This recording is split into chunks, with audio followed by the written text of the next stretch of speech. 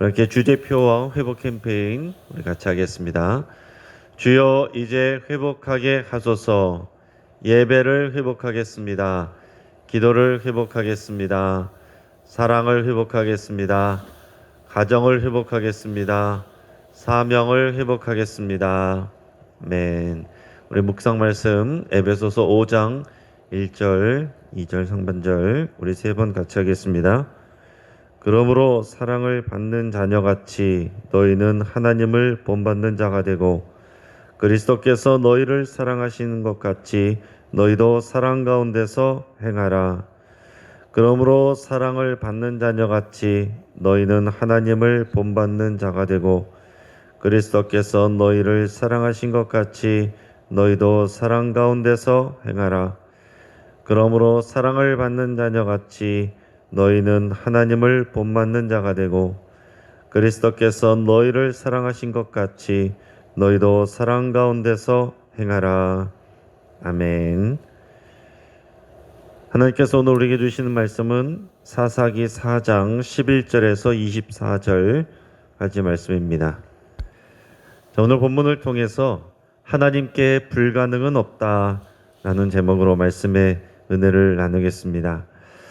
사랑하는 여러분, 오늘 하루의 시간을 하나님께 우리가 선물 받았습니다. 여러분, 우리가 매일매일 우리가 돈으로 살 수 없는 너무나도 그 귀한 우리의 생명을, 우리의 하루를 날마다 우리가 선물 받는다는 것을 여러분 기억하시고, 우리가 매일같이 하나님에게서 이런 선물을 받을 때 여러분 얼마나 기쁩니까? 이것을 잊어버리고 나면은 우리가 없는 것만 보이고 부족한 것만 보입니다. 매일 우리가 살 수 없는, 우리가 노력해서 받을 수 없는 그런 놀라운 하나님의 은혜를 매일마다 우리가 받는다는 것을 여러분 꼭 기억하실 수 있기를 바랍니다. 우리 하나님이 하시는 일은 딱 한 가지로 특징 지을 수가 없습니다. 우리 하나님은 크시고 다양한 일을 다양한 방법으로 다양한 사람들을 통해서 얼마든지 하실 수 있는 우리 하나님이 있습니다. 그러나 우리가 큰 틀에서는 우리 하나님이 하시는 일에 그런 특징들을 볼 수가 있는데요. 우리 출애굽기를 통해서 생각해 보면 하나님은 이 애굽에 있을 때는 10가지 재앙을 내리시고 또 밖에 나올 때 홍해 바다를 건너게 하실 때까지 백성들이 한 일은 하나도 없습니다. 하나님이 혼자 다 하셨어요. 모든 것이 하나님의 기적이었습니다. 근데 광야에 나와서는 이제 하나님께서 구름 기둥과 불 기둥으로 인도하실 때 백성들은 순종하여서 따라와야 됩니다. 그 순종이 필요했고 거기서 멈추지 않고 십계명과 율법을 주셔서 이제는 백성들이 스스로 그 율법을 알아서 스스로 하나님을 따라 순종하는 그런 삶을 하나님께서 구체적으로 가르쳐 주십니다. 그리고 약속의 땅 가나안으로 가서는 하나님의 기적이 특별히 많지 않아요. 만나도 매일 내리던 만나도 떨어지고 이제는 자신들이 수고한 것을 먹게 되고 그리고 그 약속의 땅을 받게 되는데 그 약속의 땅도 자신들이 직접 전쟁을 통해서 그 땅을 차지해야 됩니다. 이 가나안 땅에서는 하나님의 능력이 줄어들어서가 아니라 이제 사명의 땅에서는요, 하나님의 백성들이 하나님의 대리자가 돼서 그 전쟁을 수행하는 단계가 된 것입니다. 그러니까 이 신앙이 자라가는 거다라는 거예요. 우리 자녀를 키우면은 자녀가 어린아기 때 부모가 대하는 게 틀리고 어린이 때 대하는 게 틀리고 또 청년 때 틀리죠. 같을 수가 없는 것입니다. 어린아이 때는 우리 자녀가 울기만 해도 그냥 엄마 아빠가 알아서 다 해줍니다. 똥오줌을 싸도 그냥 예쁘다고만 해줘요. 그런데 이제 어린이가 되면은 배변 훈련도 시키고 이제 혼자서 숟가락 젓가락을 쥐고서 먹을 수 있도록 훈련을 시켜요. 혼자 할 수 있는 것들을 자꾸 가르칩니다. 그러나 손이 많이 가죠. 그런데 이제 청년이 되고 장년이 되면 어떻습니까? 이제는 스스로 알아서 하고 또 독립하되 이제는 부모를 위해서 무언가를 또 공헌도 하고 또 거꾸로 이제 섬김도 하는 그런 단계로 가게 되는 것입니다. 마찬가지로 우리가 하나님과의 관계는 인격적인 관계이고 하나님이 우리를 대하실 때 계속해서 똑같이 대하시는 게 아니다라는 사실입니다. 하나님은 우리를 성숙하게 하시고 우리를 그 구원의 성장의 단계에 따라서 대하시는 게 틀려요.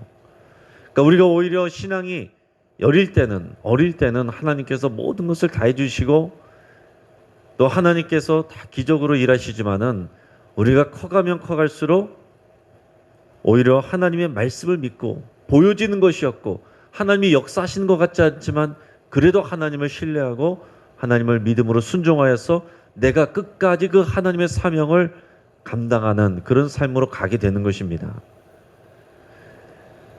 여러분, 이 약속의 땅에 들어가게 하신 건 그것은 하나님의 은혜입니다. 그런데 이 사사기에서 보면 그 땅을 정복하고 다스리는 것은 이 백성들이 해야 될 그런 일이고 이것은 그들의 전적인 믿음의 순종이 요구되는 그런 일들입니다.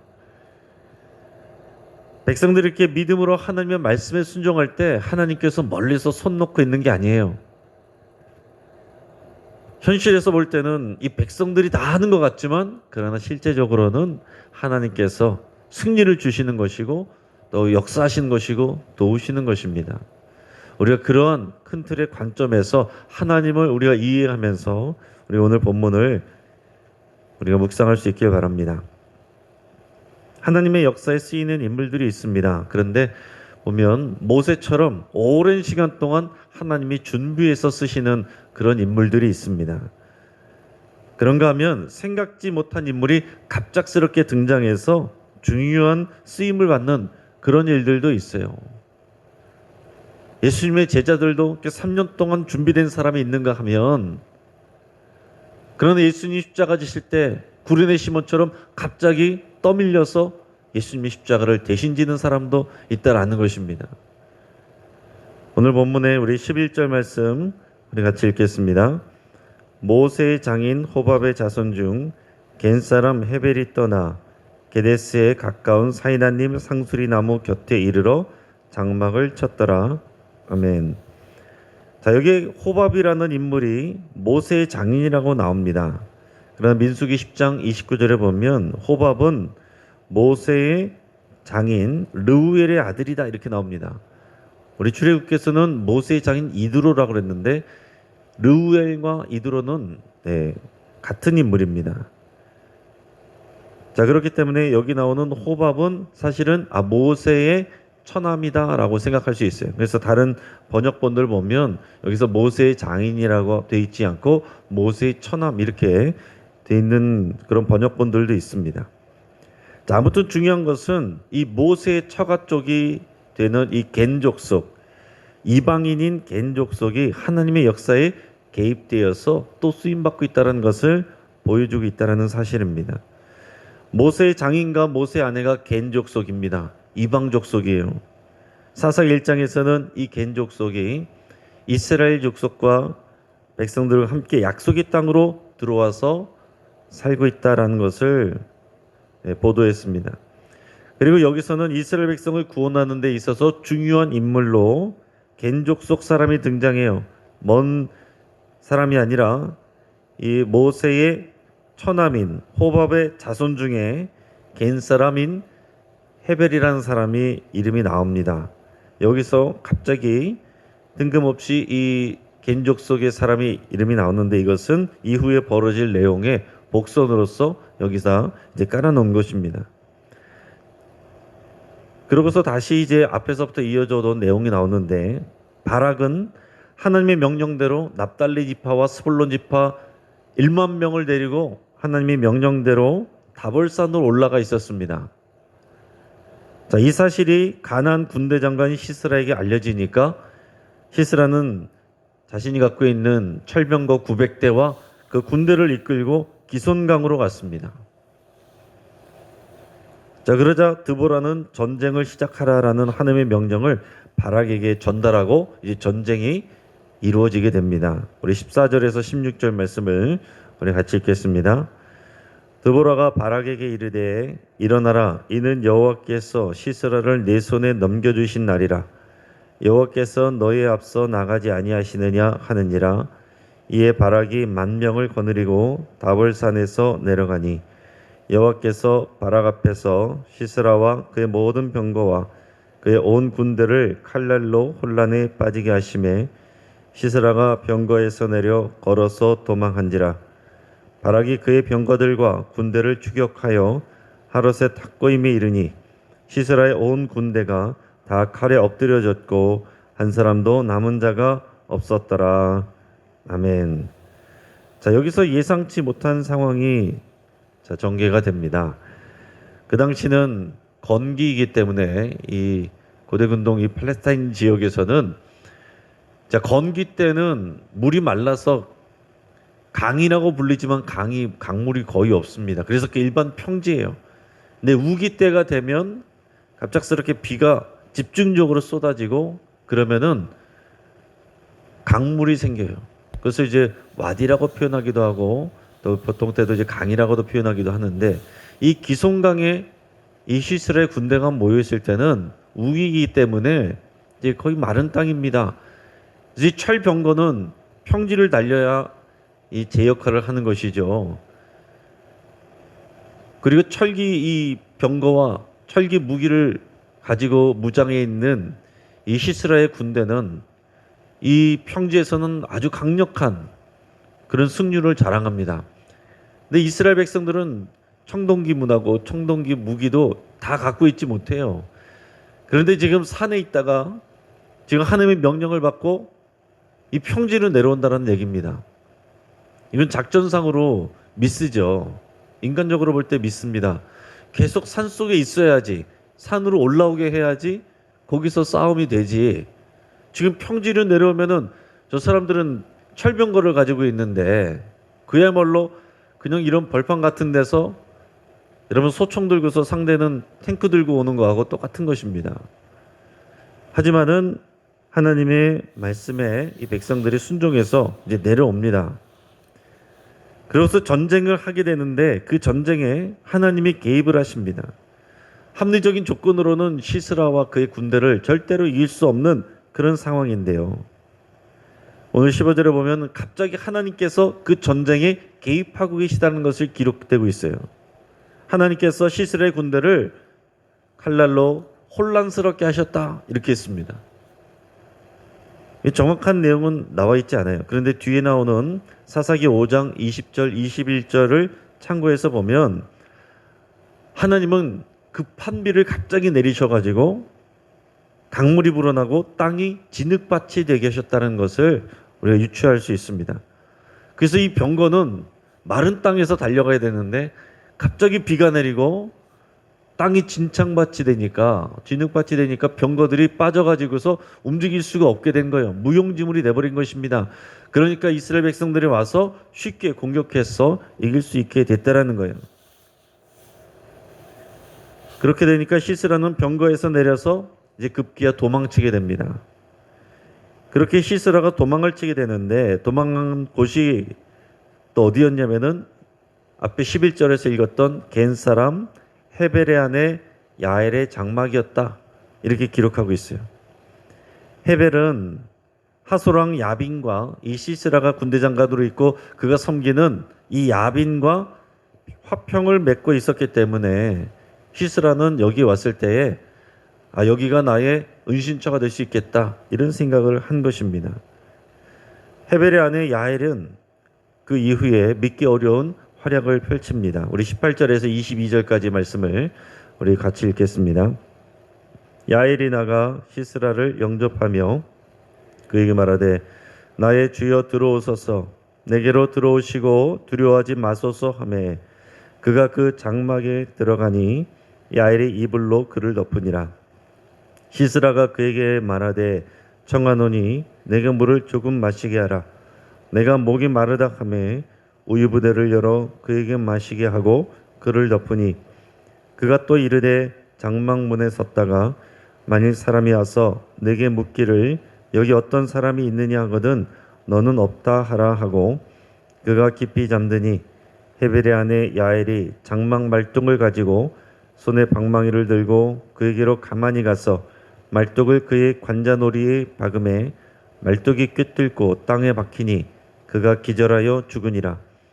바락이 시스라를 추격할 때에 야엘이 나가서 그를 맞아 그에게 이르되 오라 네가 찾는 그 사람을 내가 네게 보이리라 하매 바락이 그에게 들어가 보니 시스라가 엎드려져 죽었고 말뚝이 그의 관자놀이에 박혔더라. 아멘. 자, 이 야엘은 이 헤벨이라는 사람의 아내의 이름입니다. 그러니까 사회적 약자인 여인이에요. 여성인데 이 야엘이 이 시스라를 적극적으로 영접을 해서 자신의 장막으로 들어와서 쉬게 합니다. 이불을 덮어줬어요. 그랬더니 이제 시스라는 이제 마음에 안심이 됐어요.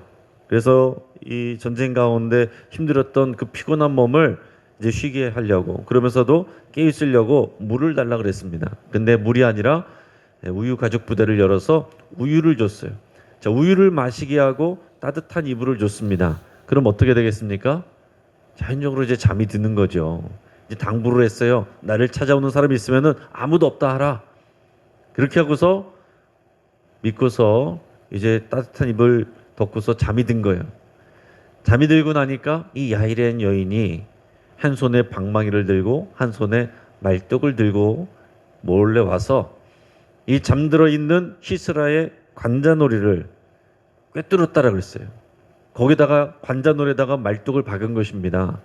이게 어떻게 가능하냐? 그 당시에는 천막 치고 사는 사람들이기 때문에 평상시에 이 말뚝 천막 치는 것은 익숙한 일이에요.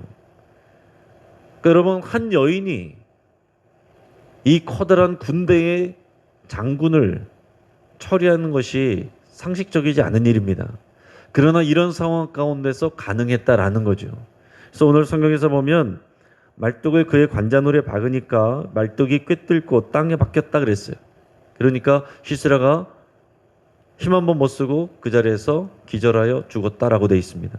이렇게까지 구체적으로 표현하고 있는 것은 이 방식의 어떤 잔인성을 표현하는 게 아니라 확실하게 처리가 되었다라는 것을 지금 여기서 보여주고 있는 것입니다. 그리고 야엘은 하나님을 아는 그 믿음을 가지고 이 일을 한 것인 것을 우리가 유추해서 알 수 있어요. 이 겐족석은 앞에서 소개한 것처럼 모세의 장인, 또 이드로의 또 아들 호밥의 자손 중에 그 가족들이에요. 그러니까 여호와 하나님이 하신 일들을 알고 있는 사람이고, 이 야엘이 볼 때 이 시스라를 대할 때는 하나님의 백성들을 괴롭히는 대적자로서 지금 그 하나님의 그 심판을 이 여인이 손으로 직접 한 것이다. 우리가 이렇게 해석을 해야 되는 것입니다. 그러고 나서 이제 시스라를 쫓던 바락이 나중에 도착했습니다. 그러니까 야엘이 바락도 데리고 오면서 당신이 찾는 자가 여기 있으니까 보시오라고 확인을 시켜주는데 이미 벌써 시스라는 관자놀이에 말뚝에 박혀서 죽어 있습니다. 그래서 전쟁이 끝났어요. 자, 바락은 지금까지 군대를 모으고 또 산에 올라가서 숨어 있다가 명령대로 내려와서 또 전쟁을 치르다가 시스라를 쫓아서 여기까지 왔어요. 그래서 거의 이 전쟁의 수훈의 거의 90% 이상을 다 했는데 최종적인 공헌은 뭡니까? 적장을 처리하는 거예요. 적장을 잡는 것이 가장 전쟁의 최고 수훈이고 그것이 영광인데, 앞에서 하나님이 말씀하신 것처럼 그 공은 생각지도 않게 갑자기 등장한 이 겐족속의 여인인 야엘의 손에 넘어갔다라는 것입니다. 그 이유는 우리가 알고 있는 것처럼 이 바락이 하나님의 동행을 구하지 않고 이 사사인 드보라의 동행을 구했기 때문에 그랬습니다. 하나님을 믿고 순종하긴 하는데 조건을 걸고 완전히 순종하지 않고 완전히 믿지 않았기 때문에 하나님께서 그 공을 이 바락에게서 갑작스럽게 등장하는 힘없는 한 여인의 손으로 넘기셨다라는 것이에요. 여러분, 이런 일들이 얼마든지 있습니다. 우리 삶 가운데서도, 우리나라 역사 가운데서도 예상하지 못했던 일들과 예상하지 못했던 방식으로 하나님의 놀라운 구원의 역사가 일어나는 일들이 얼마든지 많이 있습니다. 우리나라 대한민국은 하나님의 이러한 특별한 사랑과 은혜를 입었습니다. 여러분, 이 작은 나라 이스라엘을 통해서 그 근처의 대국들을 복음화시킨 하나님이시지 않습니까? 근데 이스라엘하고 우리나라는 굉장히 많이 닮았어요. 그 여러 나라들이 오고 가는 그 가운데 통로에 있어서 많은 침략을 받은 것처럼 우리나라도 여러 나라의 이 반도 국가로서 오고 가는 그 요지에 있어서 우리가 여러 나라들의 침략을 받으면서 그 역사가 이루어졌습니다. 그러면서도 보호받았어요. 이스라엘은 그런 대국의 침략을 받으면서 오히려 그 대국들에게 복음을 전했던 것처럼, 복음의 전파가 되게 하는 그런 통로가 됐던 것처럼, 우리 대한민국도 수많은 대국들의 그런 공격을 받고 침략을 받았지만 이 나라 대한민국을 통해서 지금 어떻게 됐습니까? 러시아와 중국과 일본, 여기에 선교사들이 나가서 복음을 전하고 교회를 세우고 있습니다. 6.25 한국전쟁 통해서 우리나라는 이스라엘 백성이 경험했던 것과 같은 하나님의 놀랍고 특별한 구원을 경험을 했습니다. 1950년 6월 25일 주일 아침에 북한군이 탱크를 앞세워서 남한을 침공했을 때 그 강력한 무기로 3일 만에 서울을 함락시켰습니다. 그리고 거침없이 남하에서 결국에는 부산만 남겨놓고 다 함락한 상황이었습니다. 공산화 정복을 눈앞에 두고 있었습니다. 우리가 아는 것처럼 이 메가더 장군이 인천 상륙 작전을 준비했어요. 근데 그 당시에 미국 국방부는 이것을 허락하지 않았습니다. 반대했습니다. 왜냐하면 인천은 조수간만의 차가 크고 또 수로가 좁아서 함정이 지나가기가 아주 어려웠기 때문에 상식적이지 않은 일이었습니다. 그래서 인민군들도 여기는 아예 가능성을 배제하고 다른 곳을 지켰단 말이에요. 이곳으로 들어오려면 만조 때 2시간이라는 짧은 시간 동안 261척의 배에서 7만 명의 병사들이 그 단시간에 한꺼번에 상륙을 해야, 또 거기에서 공산군들이, 인민군들이 지키고 있다면 그 공격과 싸우면서 단시간에 상륙을 해야 성공하는데, 그런 성공 확률이 5천분의 1 정도였다라는 얘기입니다. 이성적인 논리로는 불가능해 보이고 바보 같은 시도였지만은 그때 메가더 장군이 이승만 대통령에게 기도를 부탁했고, 또 이승만 대통령은 교회 지도자들에게, 특히 부산에 피난 와 있던 목회자들과 성도들에게 기도를 부탁했습니다. 이런 절박한 상황에서 부산에 피난 와 있던 이 목사님들과 그리고 장로님들 250명이 또 성도님들이 부산 초량교회에 모였습니다. 모여서 기도회를 시작했어요. 그들은 하나님 앞에서 간절하게 기도했습니다. 그러면서 기도하는데 단순히 우리나라 구원해 주십시오, 작전들이 성공해 주십시오, 이렇게 기도한 것이 아니에요.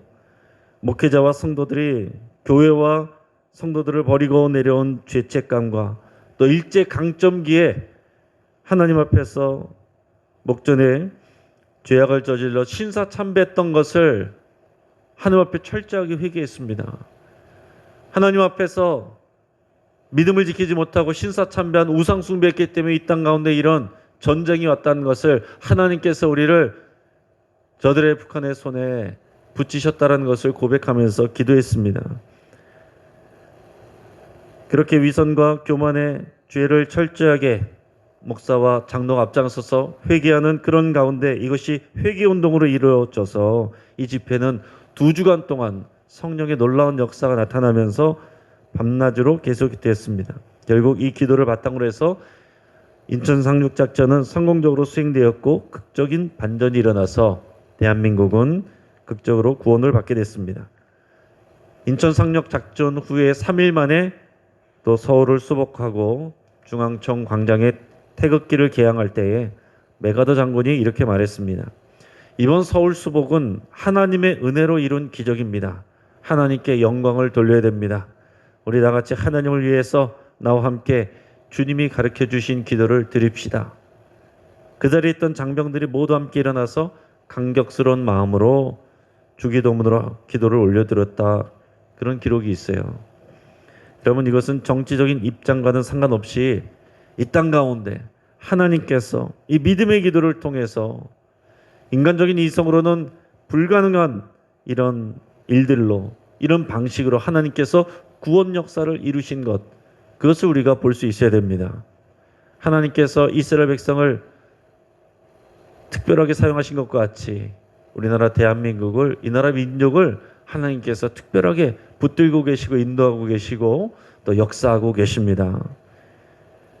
이제 말씀을 정리하겠습니다. 우리 하나님께는 불가능이 없습니다. 우리 하나님은 현실의 조건과 상황과 데이터가 아니라 하나님을 신뢰하는 자를 사용을 하십니다. 이스라엘 백성을 산에서 내려와서 평지에서 싸우게 하신 것도, 또 이방족 속 여인의 손으로 전쟁을 끝나게 하신 것도 인간의 생각으로는 생각해낼 수 없는, 다 이해할 수 없는 놀라운 하나님의 특별한 방법이고 방식입니다. 하나님을 우리 기준에 맞추려 하지 말고 하나님의 기준에 우리 자신을 맞추는 저 여러분의 믿음의 삶이 되기를 주의 이름으로 축복합니다. 같이 한번 기도하겠습니다. 우리 말씀을 붙잡고 위해서 기도할 때 하나님을 사랑하는 자에게는 모든 것이 합력하여 선을 이룬다라는 것을 여러분 신뢰하시고, 그렇게 오직 하나님을 사랑하며 하나님께 나 자신을 맞추겠다라고 여러분 결단하며 기도할 수 있길 바랍니다. 지금 우리들 불안한 상황과 이 조건들 바라보지 않고, 코로나 확진자 숫자 바라보지 않고 하나님을 신뢰하며 기뻐하고 소망하기로 여러분 결단할 수 있길 바랍니다. 믿음으로 하나님 역사의 주인공이 된 여인 야엘처럼 하나님 역사의 주인공이 되기를 여러분 결단하시고 소망하면서 기도할 수 있길 바랍니다. 우리 가정의 회복을 위해서 기도합시다. 주주클럽 가정 예배를 통해서 믿음의 가정이 회복되기를 여러분 위해서 같이 간절히 기도하시고, 혼자서 예배하는 분들도 있습니다. 그분들에게도 풍성한 은혜가 부어지고 믿음의 가정을 세워갈 수 있도록 위해서 함께 기도하겠습니다. 우리 선교를 위해서 기도할 때 우간다의 김무열 선교사님에게 우리 지난 6월에 우리가 도서를 모아서 보내드렸는데, 그 얼마 전에 그 7박스 도서가, 어린이 도서가 잘 도착을 했고, 또 마침 어린이 도서관에 너무 잘 맞는, 너무 필요한 그런 책들이었다라고 감사의 인사 말씀이었습니다. 어린이 도서관이 활기를 띠고 이제 준비되고 있습니다. 지역의 이 행정 담당자들도 적극적으로 관심을 나타내고 있다고 합니다. 여러분, 우리의 기도와 여러분의 작은 수고와 섬김과 협력이 하나님의 놀라운 역사로 이어지고 있습니다. 하나님의 놀라운 역사가 이곳에서 왕성하게 이루어지기를 위해서 함께 기도하겠습니다. 지금 위드 코로나 시기에 우리 현장 예배가 안전하게 회복되기를 위해서 여러분 위해 함께 기도하시고, 멀리 떨어져 있던 우리 성도님들이 그들의 마음 가운데 하나님을 향한 이런 열정과 그런 소망이, 그 믿음이 다시 불타오를 수 있기를 위해서 간절히 함께 기도하겠습니다. 우리 주여 한번 부르짖고 합심해서 함께 기도하겠습니다. 주여